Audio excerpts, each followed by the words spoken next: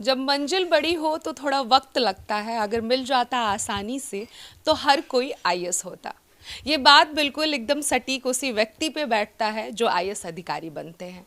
और ना सिर्फ आईएएस अधिकारी, आईएएस में भी अगर कोई टॉप कर जाए तो अपने आप में एक बहुत बड़ी उपलब्धि होती है। ऐसा ही एक शख्स हमारे साथ मौजूद है जिनका नाम है आदित्य श्रीवास्तव, जिस बार यूपीएससी की परीक्षा में ना सिर्फ अपने सपने को पूरा किए हैं बल्कि कॉल करके अपने पापा जी को सबसे पहले कहते कि पापा जी इस बार कुछ ज़्यादा ही हो गया, यानी कि इस बार इन्होंने टॉप किया। और टॉप करने के बाद से ना सिर्फ जिले का नाम रोशन किया बल्कि पूरे राज्य का नाम रोशन किया, पूरे देश का नाम रोशन किया। तो आज हमारे साथ आदित्य श्रीवास्तव मौजूद है। इनके बारे में, इनकी पूरी जर्नी के बारे में जानेंगे, किस तरीके से यूपीएससी एक बार पहले से क्लियर करने के बाद, आईपीएस अधिकारी होने के बावजूद, ट्रेनिंग करने के बाद, उन सभी चीज़ों के बीचों बीच ये फिर से पढ़ाई करते हैं, तैयारी करते हैं और आईएएस बनने का सपना देखते हैं। और आईएएस तो बनते हैं लेकिन टॉप कर जाते हैं। ये इस बारे में सारी जानकारी इनसे बातचीत करेंगे और लेंगे। सबसे पहले तो आपका हमारे चैनल पर स्वागत है जी। Thank you so much. अच्छा आदित्य, हम यही जानेंगे आपसे कि टॉप का जब आपने जाना कि मैं टॉप कर गया हूँ, कैसा लगा उस वक्त का पल, हम जानना चाहते हैं। जी, मैं कहूँगा कि एक रेंज ऑफ इमोशंस थी। शुरुआत में सबसे पहले तो डिसबिलीफ टाइप का हुआ, फिर धीरे धीरे जो फीलिंग थी वो सिंक इन हुई, फिर एक मोमेंट आया जब काफ़ी हैप्पीनेस हुई, फिर धीरे धीरे सेटल हो गया। तो इस तरह से मैं कहूँगा कि टोटल हमारी इमोशनल जर्नी रही। उम्मीद था कि टॉप कर जाएंगे? जी, मैं ये नहीं कह सकता कि उम्मीद था कि टॉप कर जाएंगे। मैं बस भगवान से प्रे कर रहा था कि मुझे 70 के अंदर रैंक दिला दें ताकि मैं आईएएस बन पाऊँ। आईएएस बन पाऊँ। अच्छा ये बताइए कि थोड़ी सी अगर हम जर्नी के बारे में बात करें कि किस तरीके से जर्नी रही, या वहाँ से लेकर और यहाँ तक, जैसे कि आईपीएस अधिकारी से लेकर ट्रेनिंग किया, उस दौरान आपने पढ़ाई किया, किस तरीके का शेड्यूल था, कैसे आईएएस की तैयारी फिर से दोबारा, क्योंकि कहा जाता है कि बहुत बहुत बहुत ज़्यादा मेहनत करना पड़ता है। जी, तो ट्रेनिंग मैंने नवंबर में ज्वाइन की थी। उसके पहले प्रीलिम्स और मेंस में दे चुका था। तो उस टाइम मैं फुल टाइम प्रिपेयर कर रहा था। ट्रेनिंग के दौरान मुझे मेनली इंटरव्यू पे खासा ध्यान देना पड़ा क्योंकि टाइम कम रहता है ट्रेनिंग में, 2-3 घंटे ही मिलते हैं दिन के, और वीकेंड्स को ढंग से यूटिलाइज करना पड़ा ताकि मैं ट्रेनिंग के साथ इंटरव्यू की प्रिपरेशन कर पाऊँ। अच्छा, 40 लाख का पैकेज छोड़कर सिविल सर्विस में आने का कैसे आपने सोचा, मैं ये जानना चाहती हूँ। जी, तो उस दौरान जब मैं नौकरी कर रहा था गोल्डमैन सैक्स में, तब मैंने कुछ चीज़ें अनुभव की और उनके अनुसार मैंने अपना एक कॉन्शियस डिसीजन बनाया था।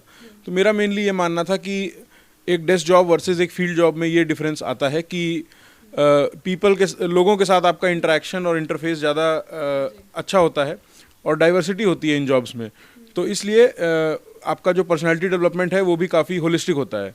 इन सारे फैक्टर्स को कंसिडर करते हुए मैंने जॉब छोड़ करके करियर स्विच का प्लान किया था।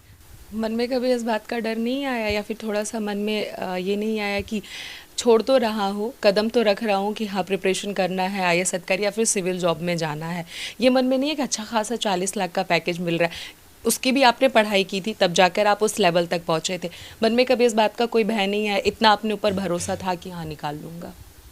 जी, मैं कहूँगा कि मैं एक सोची समझी स्ट्रेटजी के साथ आया था। मेरे को ये भरोसा नहीं था कि मैं निकाल ही लूँगा। मैंने ये सोचा था कि मैं 3 अटेम्प्ट अपने होल हार्टेडली दूंगा और अगर नहीं हुआ तो कॉर्पोरेट में वापस आ जाऊँगा। भले ही थोड़ा पे कट लेना पड़ेगा, but this is a risk worth taking.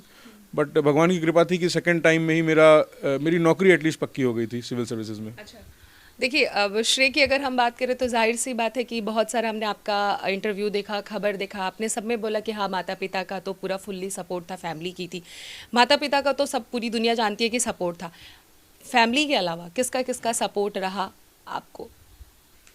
जी, तो मेरे फ्रेंड्स का काफ़ी सपोर्ट था, इंक्लूडिंग सीनियर्स, जिन्होंने मेरे को शुरुआत में काफ़ी गाइडेंस दिया कि किस प्रकार आपको किस बुक से क्या पढ़ना चाहिए।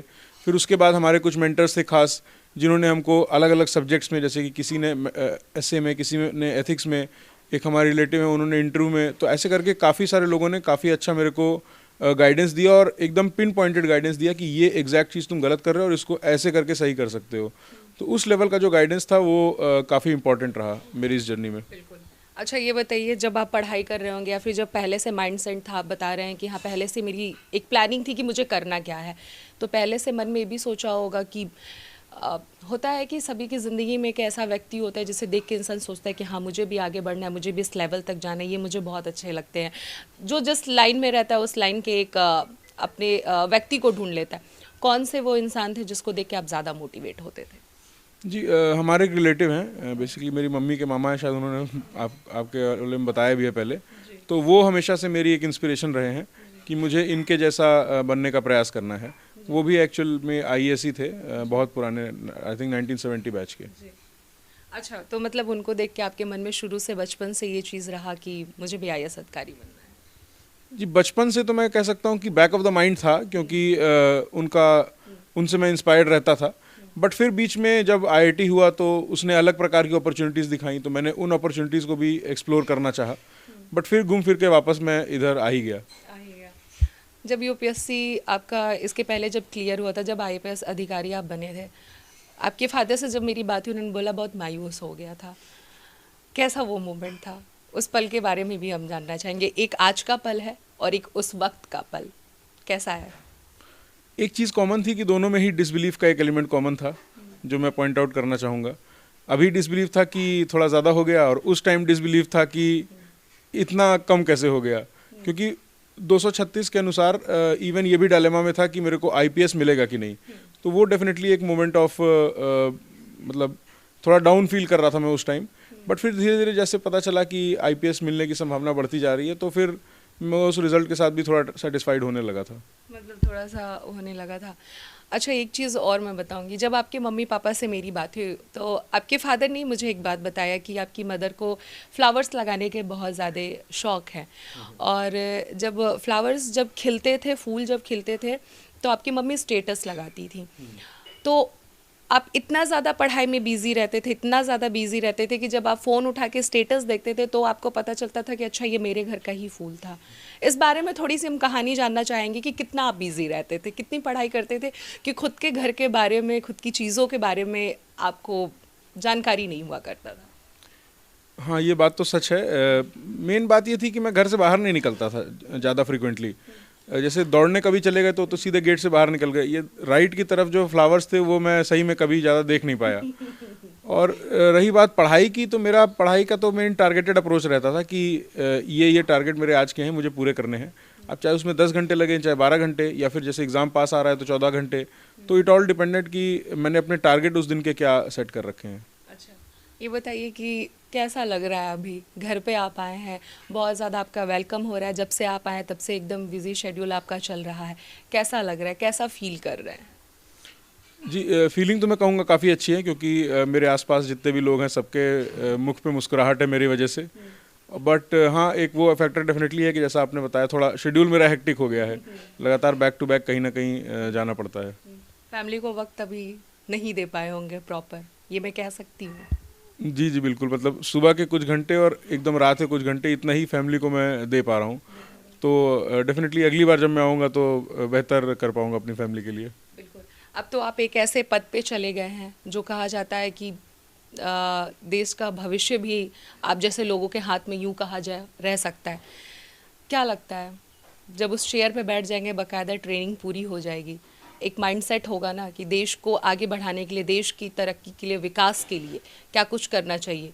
आपकी ओपिनियन जानना चाहती हूँ पर्सनल। बाकी तो आप जब उस पद पे जाएंगे तो आपको ट्रेनिंग, तमाम चीज़ें आपके सामने पेश की जाएंगी, लेकिन आपका क्या ओपिनियन है? आप जिस पद पे आप जा रहे हैं उसको लेकर देश के लिए आप क्या सोचते हैं, ये मैं जानना चाहती हूँ। जी, मैं डेफिनेटली कहूँगा कि जिस तरह के पद पे मैं जा रहा हूँ वहाँ पर आप ड्यूटी बाउंड होते हैं।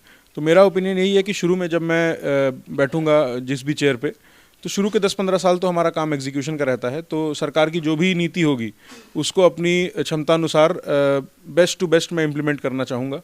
उसके बाद जब कहीं पब्लिक पॉलिसी फॉर्मुलेशन का मौका मिलेगा तो डेफिनेटली मैं उस समय के चैलेंजेस के अनुसार हेल्थ, एजुकेशन और खासकर बच्चों के लिए काम करना चाहूँगा।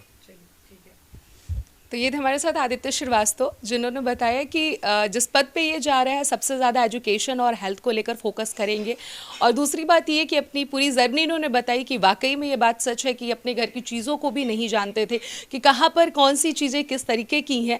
इनको बहुत टाइम बाद पता चलता था। इनका एक टारगेट रहता था, माइंडसेट रहता था कि मुझे करना क्या है, और आज वही टारगेट और वही माइंडसेट है कि आज ये इस बार के यूपीएससी परीक्षा में टॉप बने हैं।